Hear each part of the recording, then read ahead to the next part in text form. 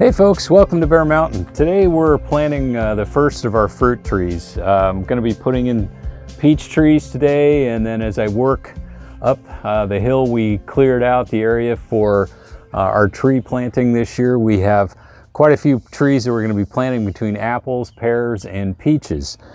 But what we wanted to focus in on today was just in general how we're going about planting. There's all kinds of different ways of doing things. We're not, super experts on it, but what we wanted to do is just kind of show you, starting with our first one here, which is our peach tree. This is a veteran variety peach.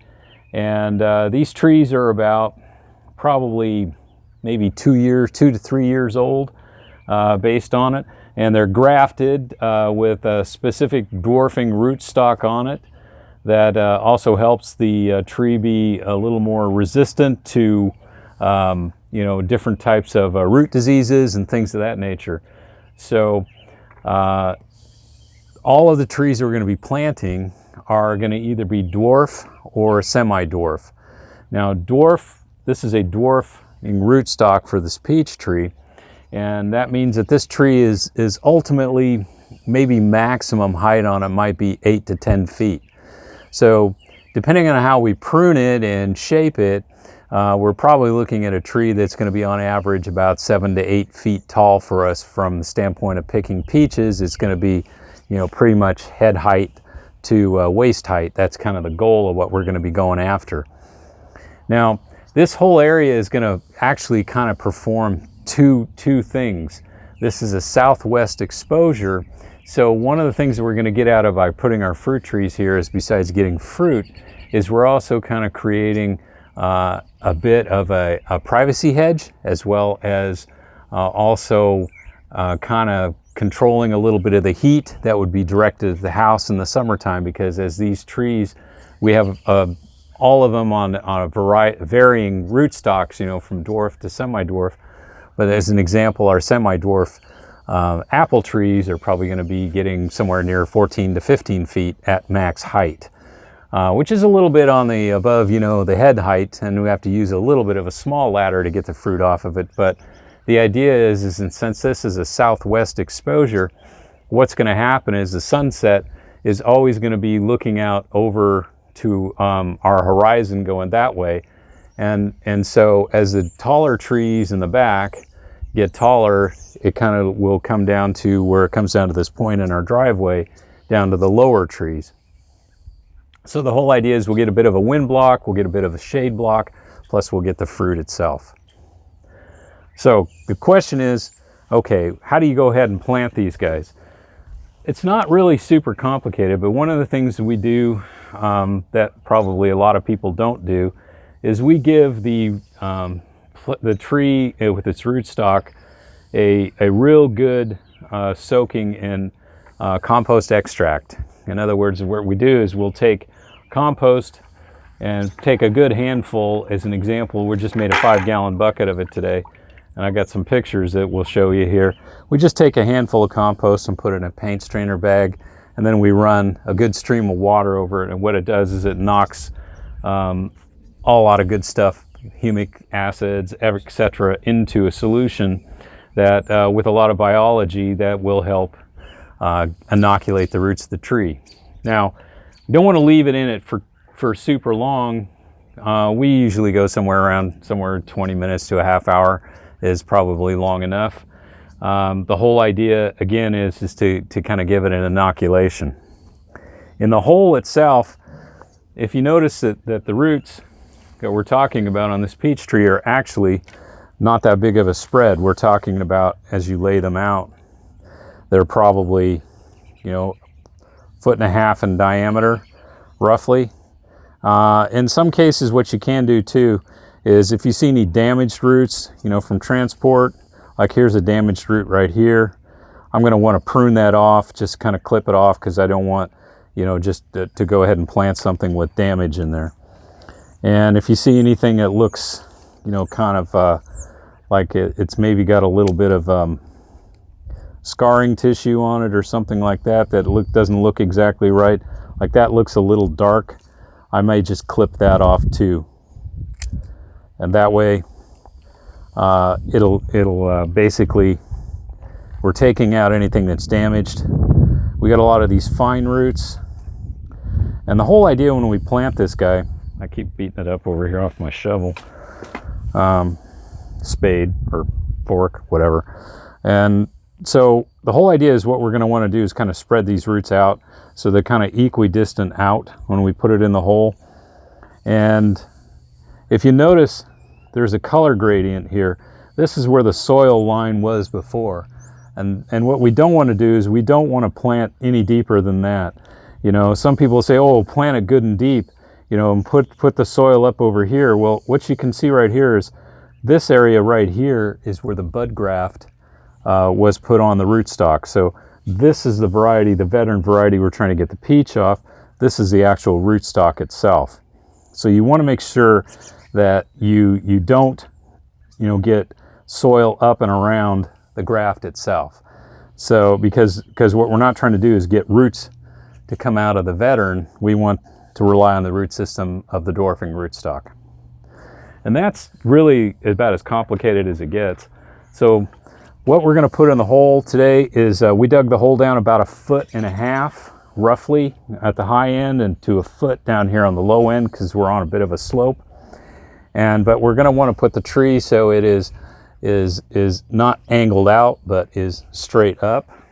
And to amend the hole, what we did is we used our fork, and we got an extra 10 inches down in the hole itself, broken up. Our soil to subsoil here is kind of goes to a bit of a more of a sand, I guess, mixed with a little bit of a chert rock that is a very loose rock. But this is actually a pretty well drained area. And so what we want to do is make sure that we put some organic material down that where the roots are going to be. And then as we backfill with soil, we're going to put extra organic compost in itself, and you know, kind of get that to the point where this area where the tree is planted, where the roots are initially going to be establishing, is actually a pretty rich zone in organic material biology and stuff like that. Over time, as the tree grows, you know, once it's in and established, then we'll switch off and start doing a lot of JMS and other things around here to increase the biology around the root zone of the trees themselves. So I'm going to start with getting some compost in our hole here.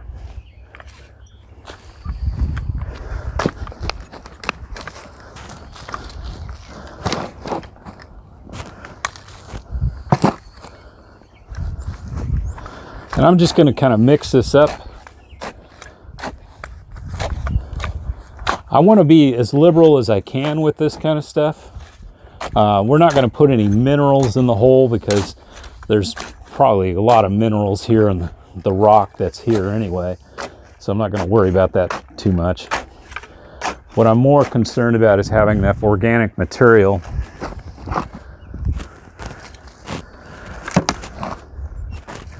around the tree roots itself.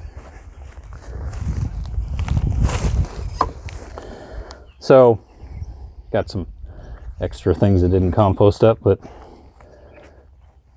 so I'm going to put this kind of a bit in a mound, just a slight mound, so that, I mean, different people have different techniques of doing this kind of stuff, but what I want to do is I want to have the ability not to cram my roots up, but to kind of spread them out by getting the center of the tree in the center of the hole. And then I'm just going to start by packing the roots with some compost around them first.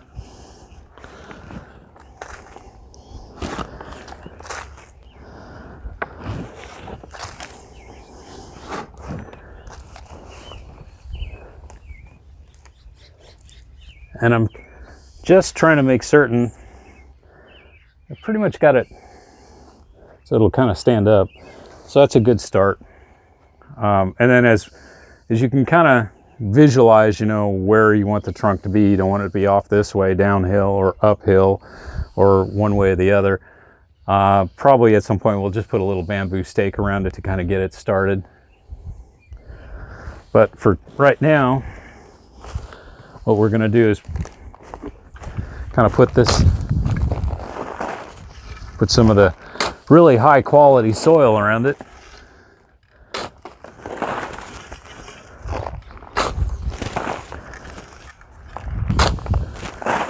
Do you need to tamp it around the roots and stuff with some kind of like the end of a shovel or something to make sure that there's no air pockets? Well, I mean, we do a technique with that, but actually what I'm going to be using is water to do that.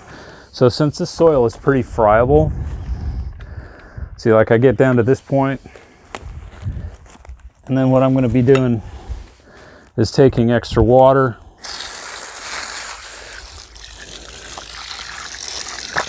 and use this to just probably do this like several times as we fill the hole. And this is not so much for irrigation for the plant, it's more to fill in the air pockets. Right, exactly. I mean, once we get to the final point, you know, gently taking your foot and kind of tamping around the tree is probably a fine thing to do. But the idea is this soil is actually pretty friable, and it isn't, you know, really gummy like, you know, a heavy clay or anything like that. So I think just by, you know, making sure we have plenty of water to kind of, you know, tamp it down. So like I said, there's a fair amount of sand in this.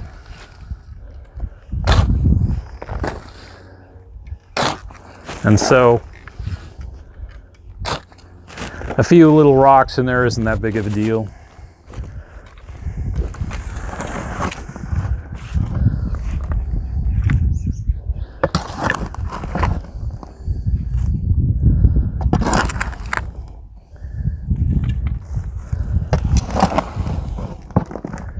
So I'm kind of creating its own little biome around the tree, so to speak, with all this compost. And I think the biggest risk to a lot of trees is they just don't get a good start, so they don't get you know, a good establishment in the first year. And so it's going to be real important, because these root systems aren't huge on these trees, is to make sure that they're probably going to get a lot more water than they would otherwise have, you know, when they're a fully mature tree with a larger root system.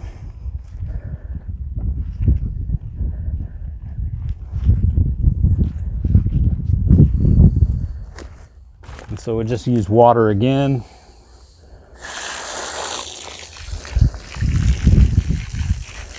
Just to kind of keep packing it around.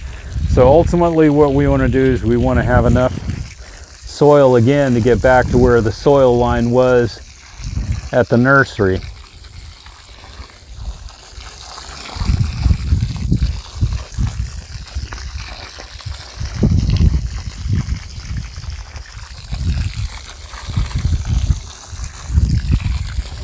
So we'll probably consume a fair amount of compost getting all these trees planted. But I think by doing this kind of thing, making sure that we size the hole to, you know, 1.5 to 2 times the root system, so there isn't any kind of like constriction in the roots, you know, that'll make a big difference. And my final thing, what I'll do is I'll dump the compost tea extract on it again to kind of, you know, let that percolate down. So I can see there's a little bit of a bend in the tree, so we'll probably put a stake over here on this side to kind of straighten it out a little bit, because it kind of looks like it naturally wants to go that way. I'm not going to do any pruning on it right here on this first time out. There wasn't anything broken on it, so we're just going to let it already was topped at the nursery. And so at this point, for this first go around till we see bud break and see how things are going to grow, we won't do any pruning on it, and just kind of let it you know, kind of guide us as to what. Oh, there is a broken little side spur right here. Now, so you have to protect it against deer, right? Right. Yeah, what we'll be doing is we do have some, it won't look super attractive for the first year, but we do have some fencing that we can put around so that the deer can't get into it and nub this off, because this will be the perfect deer chow. But right now there's nothing on here that, you know, is any more attractive than anything else that's dormant around the place. So I noticed a few of our kitties have rubbed against it.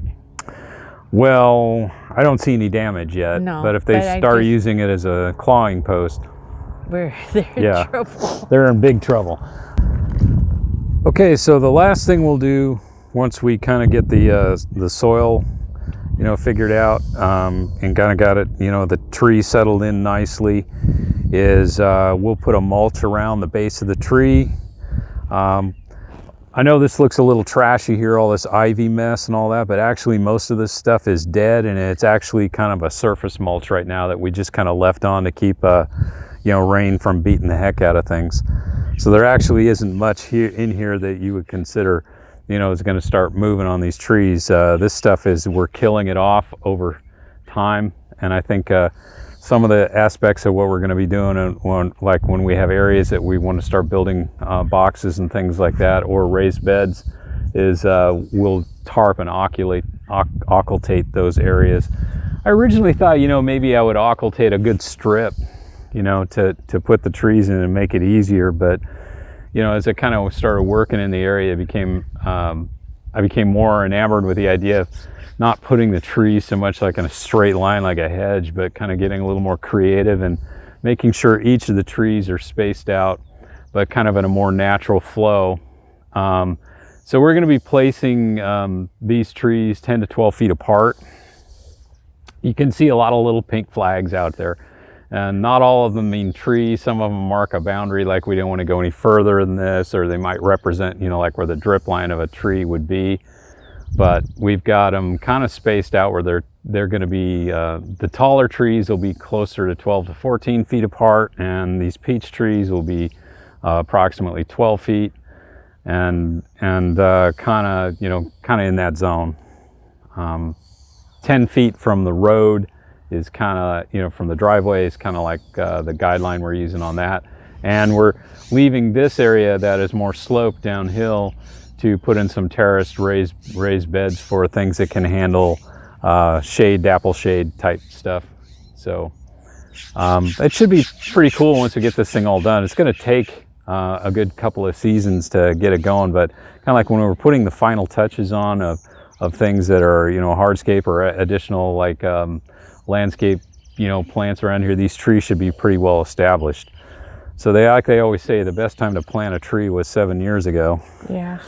So this is kind of the same thing. And so even though we're putting it into an area you can look at it and go, well, ew, you know, you got to realize that what we're doing is trying to get these guys in the ground, get them protected, get them growing. And so that, you know, when we are at the point where we're doing the finish work, so to speak, that this is all, you know, growing well. And that's about it. So the rest of it is dig and dig and dig again. So once we get them all in, we'll do another video and show you the varieties and kind of walk you through the layout of it, so it would kind of make more sense. Any thoughts? No, just get them in. Okay. Well, thanks for watching, folks. And for the 3 of you who do watch, no, I'm just kidding. As always, stay safe out there, and we'll catch you on the next video. Bye-bye. Bye-bye.